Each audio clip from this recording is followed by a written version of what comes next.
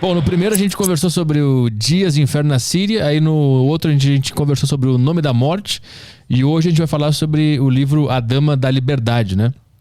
Que conta a história da auditora fiscal do trabalho, que é a Marinalva Dantas, que durante quase 10 anos comandou um grupo do governo federal responsável por combater o trabalho escravo no Brasil.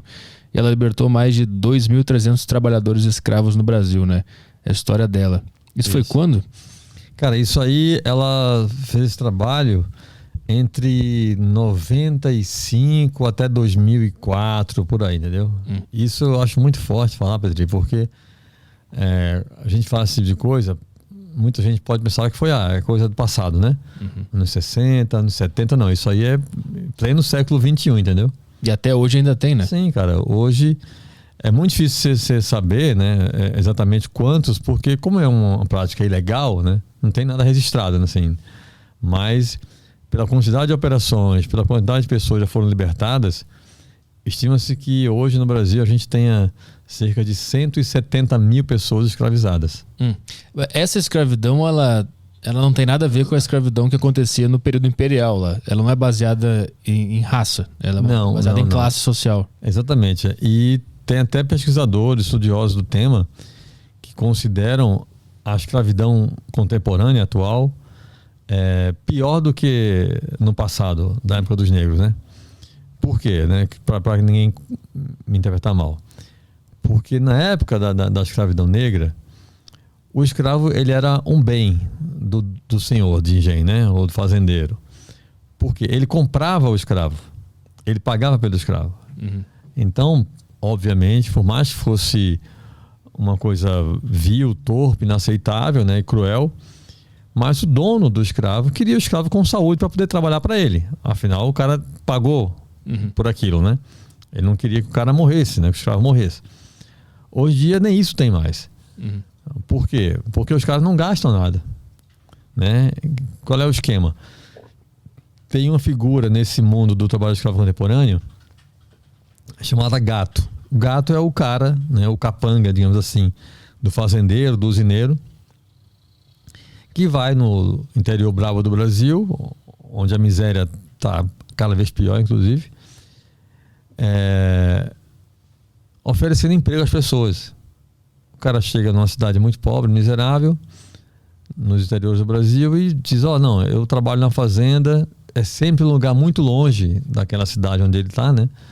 Tem casos, por exemplo, no livro, que o cara foi na fazenda, recrutou trabalhadores e levou para o Maranhão, né? Da Bahia para o Maranhão. E ele chega lá e fala, eu trabalho na fazenda, no Maranhão assim, a gente precisa de trabalhadores rurais e braçais, ou seja, você não precisa ter nenhuma qualificação profissional, né? Basta ter vontade de trabalhar. A gente paga salário mínimo e alojamento e comida. Cara, o cara tá na cidade dele, sem nada, passando fome, vai, né? E aí quando chega na fazenda, tudo que o cara prometeu não tem. Não tem salário, não tem carteira assinada, não tem comida, não tem alojamento, não tem nada.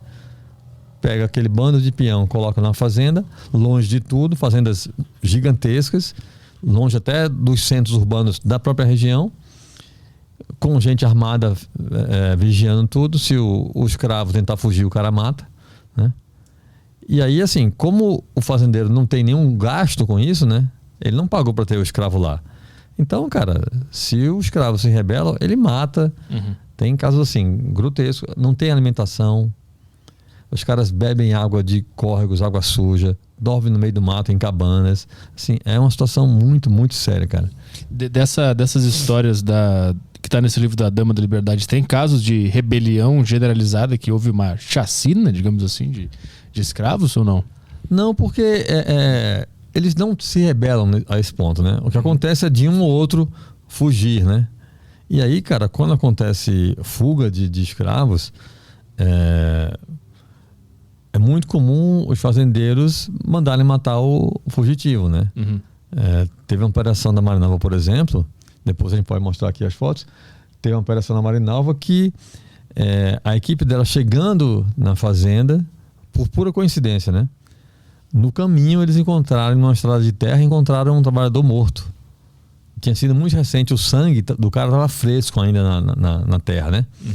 E esse cara tinha fugido da fazenda para a qual ela ia fazer a operação, entendeu? Sim. O cara fugiu da fazenda, o dono mandou um pistoleiro atrás do cara, um capanga, e matou o cara. Tem um caso, Petri, que é assim, do ponto de vista humano, para mim é uma das piores histórias, velho.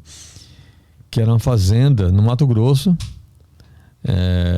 Um dos escravos fugiu, né? O dono conseguiu capturar o fugitivo, trouxe de volta para a fazenda. E aí, para dar exemplo para os outros escravos, ele amarrou o escravo fugitivo numa árvore, chamou todos os peões da fazenda para verem o que ele ia fazer. O cara pegou a motosserra e serrou o escravo e a árvore ao meio. Com a motosserra, o cara partiu um ser humano ao meio, para dar exemplo para os outros. Quem fugir, acontece isso. É nesse nível.